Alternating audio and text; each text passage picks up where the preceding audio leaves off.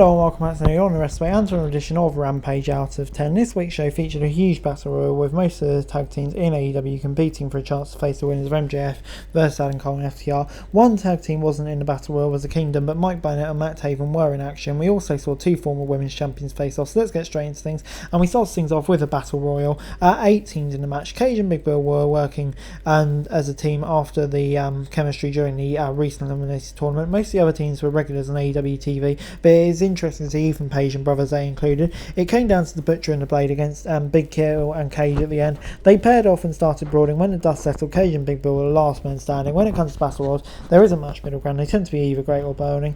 And yeah, I don't know, I felt like what it was probably forgettable in a few weeks. There were still some good bits in there. It's nice to see the Hardys in there. And yeah, probably got us hyped for the show in a way. So I'm going to say it gets 7 out of 10. Everyone played their role. But yeah, I don't know, it would have liked to see more of the top team tag teams involved maybe. It's then time for Commander versus Kip Sabian. Alex Abraham was back on Commander's side for this match against Sabian, who had Penelope Ford in the corner to make it even. Sabian tried to establish control early on, but the high flying and taunting him a bit, but Commander did exactly the same thing to him. A moment later to show he wasn't intimidated, Sabian then showed off his agility with a flip off the top rope, but there aren't too many people on planet Earth who can outshine Commander when it comes to that. Sabian hit a cannonball followed by a running shooting star press for a close 2 count.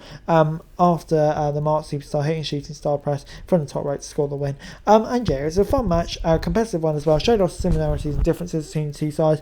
Some interesting little spots in there. But yeah, the outside interference meant it definitely helped keep a focus on highlighting Sabian and Commander's skills.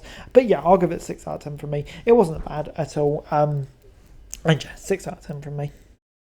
Next up on Rampage, it was the Kingdom taking on 2 jobbers basically, called Hayden Backlund and My Young Jay Lee. Apologies if I've got that wrong. The match was over in less than a minute and ended with the Kingdom getting the win faster than it took them to make their entrance, which is fair enough. But I don't know, yeah, this gets 5 out of 10 from me. Yeah, I don't know.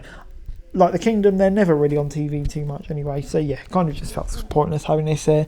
Proper dark elevation stuff and yeah, 5 out of 10 from me, unfortunately, not much more to add. Nyla Rose then took on Kairi Shida, and Rose began attacking Shida right as she got into the ring, so the ref called for the bell right away to get the match started. The Native Beast almost got herself DQ'd when she thought about using Shida's kendo stick, but she thought better of it and threw it out of the ring. Shida is always a fighter and never lets an opponent control her for too long, so she and Rose were trading the upper hand a lot throughout the match. After taking out Marina Shafir with her kendo stick and avoiding a beast bomb, Shida hit a katana knee strike for the win. These two have been in the ring together more than 20 times in AEW, so they know each other's strengths and well. And yeah, this was a solid way to close the show and give Shida a big win. She continues to chase the women's title. And yeah, gets 6 out of 10 from me. I don't know, we've kind of seen it a long time before, but you know, it kind of felt like a big time women's match on Rampage, which is good to see. So yeah, gets 6 out of 10 from me. But overall this week, Rampage gets 6 out of 10 from me. There's some stuff on here that I thought were really good. It tends to be a typical thing with Rampage. The first and the last matches definitely are the highlight of the show, and this was yeah, no exception really. A really good start to the show. Kind of in the middle is where it fell off a bit, but you know, the match with Kip involved and Commander wasn't too bad either. But anyway guys, that's the video. Thanks so much for watching. Like, share, subscribe, and subscribe for daily F1 news and subscribe to the channel. I greatly appreciate it. Thanks so much for watching. Peace.